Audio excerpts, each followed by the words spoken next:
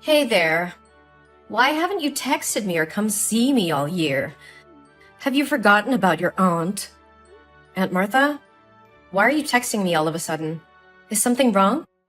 How could I forget you? Especially after what you did to my family at last year's Christmas party. Oh, give me a break. It's been a long time, and you still have to bring it up?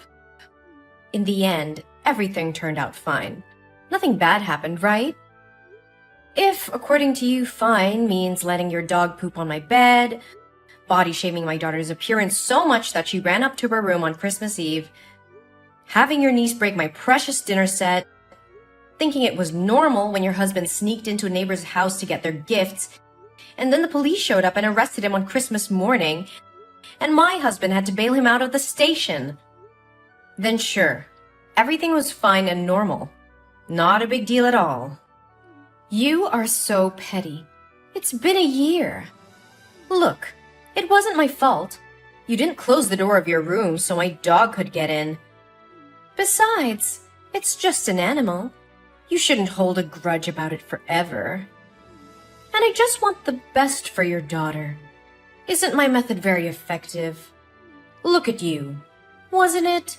Thanks to my advice, you changed yourself from being a fat an acne-prone girl to being a beautiful and eligible lady. Oh no, not again. Why do you keep bringing this up? You shouldn't have put out those expensive dishes to show off to my family. My grandson is just a 5-year-old kid. He was just playing around and accidentally pulled down the tablecloth. He's at the age of discovery. He can't help it, right? And my husband was just drunk and went to the wrong house. How many times do I have to say this? Would you rather trust outsiders than your relatives? Fine, fine. Just keep those excuses to yourself. So, what do you want? Please hurry up, I still have a meeting. Oh, that's right. That could have waited. You should prioritize your family first. Anyway, when are you going to invite me to join your family trip this Christmas? A little bird told me that your family is not going to have a house party for Christmas this year, but will instead organize a family vacation, right? Your family must have a lot of money to burn, right? Huh? What are you talking about? We don't have any vacation planned. Where did you hear that rumor? Oh, come on. You're not going to fool me easily. I'm not trying to fool anyone. We don't have any sort of vacation planned. I think you may have misheard or gotten the names mixed up or something. Hey, I'm not so old that I'm hard of hearing. Yesterday, I went to your mom's house to get some vegetables and eggs from her farm, and I overheard your mother talking to you. I remember clearly what she said. It's a pity I can't join your family. I'm going to miss my daughter and grandchild a lot. Just enjoy the trip and have fun. Well, after that I didn't hear much because your mother's dog kept barking every time it saw me. Ugh. Like dog, like owner. What? Aunt Martha, did you go to the farm to get food on your own? How many times has my mother told me that your family has to buy your own food? Ugh. Your family is so selfish. I just took some vegetables, some eggs, and a few bottles of milk. There's not much to grumble about. Your mother is my older sister. What's wrong with taking care of her sister? It's not that my mom is selfish. It's just that before you get the things, you should tell her in advance. Do you remember the last time you went to pick up things without consulting my mother? You took the goods that my mother was about to deliver to the supermarket. As a result, my parents had to compensate that person under the contract for shortage. Besides, how long are you going to rely on my mother? Rely on your mother? Don't use such harsh words. Come on, don't bring up old stories again. But I'm sure I heard the words Christmas, travel, and party. So when are you going to call my family? There's no need to keep the surprise a secret anymore. Well, I don't know what to tell you, but we don't have any plans to travel. We're too busy with work and other things. Oh, come on, just tell me. Where's the big vacation this year?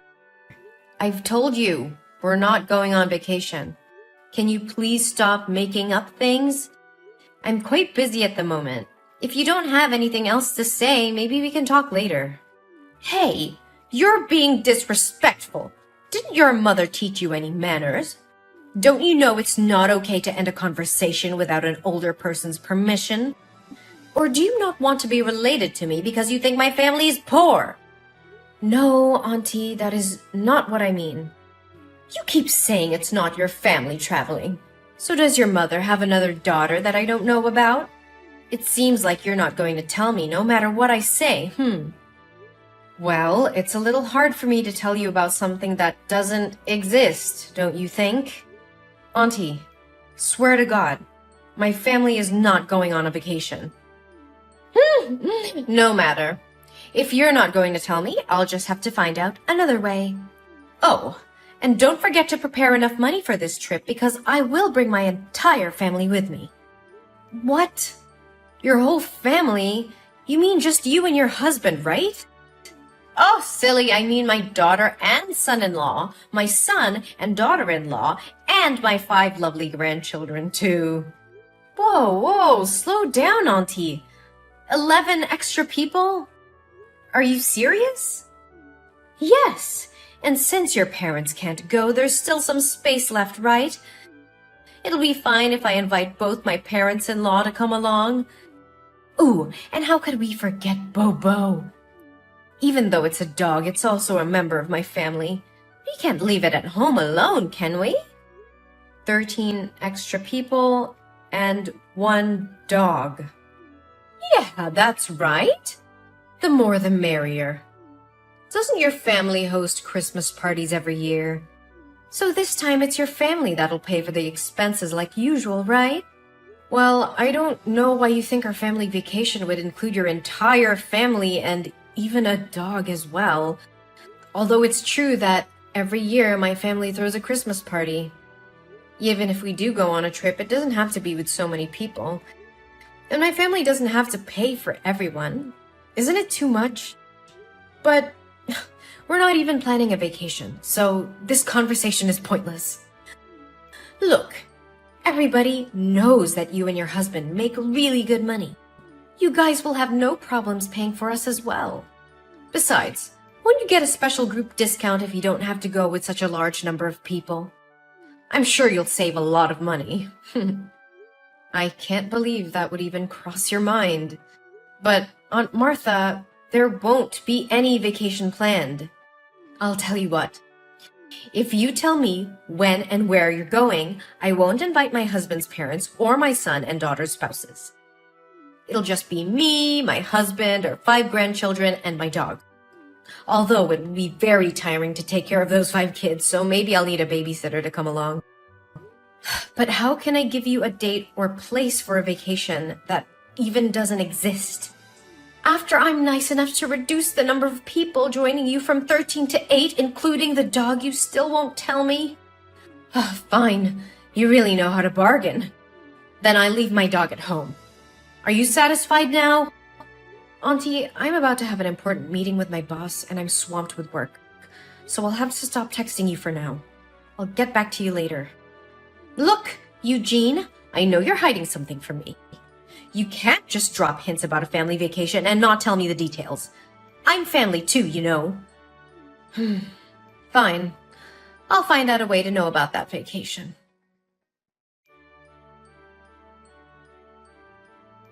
Hey, Eugene! Where's your family? We're standing right in front of NASA. When will your family come here? We've been waiting for 2 hours. NASA? Wait, your entire family is in Texas now? Why did you go to Texas? And what does it have to do with my family and NASA? Oh, come on. You know what I'm talking about.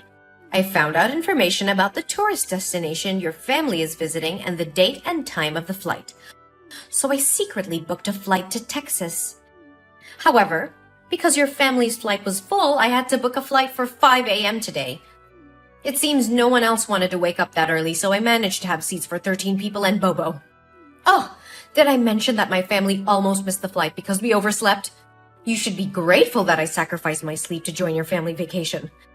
Anyway, we're here in Texas and ready to enjoy the trip. You can't escape from us. Auntie, just hold on a second. We also know that your family is planning to visit NASA today, so we've been waiting for you here. Your family must be really wealthy. I asked the ticket counter and they said the spaceship tour costs as low as $35,000 per person. Wow, my grandchildren are thrilled. But why are you so late? My family is exhausted. Or maybe you can transfer the money to me in advance and I can buy the tickets for my family to visit first? Oh, and don't forget to reimburse me for the airfare I paid in advance. Let's see. The airfare is $5,000 per person, and the entrance fee is $35,000 multiplied by 14, which adds up to $600,000. Yes, you need to give me $600,000 right now. I used up all the money I had and maxed out my credit card to get us all here. I only have $20 left, so we can't even go to a coffee shop to wait for you. Are you miscalculating? According to my calculations, it should be $560,000, right? Of course I know how to calculate, but I rounded the numbers to make it easier for you to transfer the money. Don't rich people like you prefer odd numbers? But why multiply by 14? Didn't you say there were only 13 people? Hello? What about Bobo? Oh yeah, I totally forgot about that. And don't forget to book a hotel room for my family. We won't settle for a cheap hotel. It would be best if it's a resort or at least a 5-star hotel. Enough with the talk. Transfer me the money right now. Also, remember to book the hotel for my family. After the tour, we'll need a place to rest and take a shower. We'll see. 1, 2, 3... Yeah, we'll need those 6 double rooms. It should be 7 rooms, but to save you money, I'll accept having my youngest grandchild share a room with me. Oh, how kind of me. But why did you think we were flying to Texas? Oh, I did some investigation there. A few weeks ago, I went to your mom's house every day because I knew you would eventually call and talk to her. Even though I asked her multiple times, she refused to speak. So, all I could do was wait until she went to sleep and then sneak a peek at her phone. I didn't find anything in your chat box, but in the chat box between your son and her, I found all the useful information. You did what? The boy seemed incredibly excited to tell his grandmother that his parents were letting him visit NASA today. That's how I found out about your flight time. And where is the NASA space station? In Texas, of course. So I came here to wait for your family. Oh, I must say, I'm quite skilled at critical thinking and analysis. Maybe I should consider becoming a detective. The boy even texted his grandmother asking if she would go to the airport to see him off. It's all so slick. It's just a trip. No need to make it so complicated. Aunt Martha, can you please stop typing for a moment and listen to me? We're not going on a vacation in Texas. We're actually moving to New York. Huh? What on earth are you talking about? I'm currently on a plane flying to New York. I received a promotion decision during a meeting the other day, and I'll be the new director of the company's New York branch. Initially, I had mixed feelings, but thankfully my husband decided to pursue his career in New York as well. Additionally, our children have received scholarships to prestigious schools in the city, so my family made the decision to move here. There's no way that could happen! So what about you calling your mom the other day and discussing the trip? I called my mother that day to inform her about our plans to move and to invite my parents to join us in New York. However, my mother refused and she didn't want to leave her hometown. Then, what about the text between your son and my sister? He clearly mentioned that you promised him a tour of NASA today. I can't misinterpret that and even took a screenshot of the message. Well, you do realize that my son is only 5 years old, right? What does that have to do with anything? Was this all some elaborate plan to deceive me? No, you misunderstood. I understand which trip you're referring to. Our family often engages in a weekend activity called Imagination Adventure, where we explore different places and have imaginary experiences. Today, according to our schedule, we're going on an adventure to NASA and we'll be battling aliens.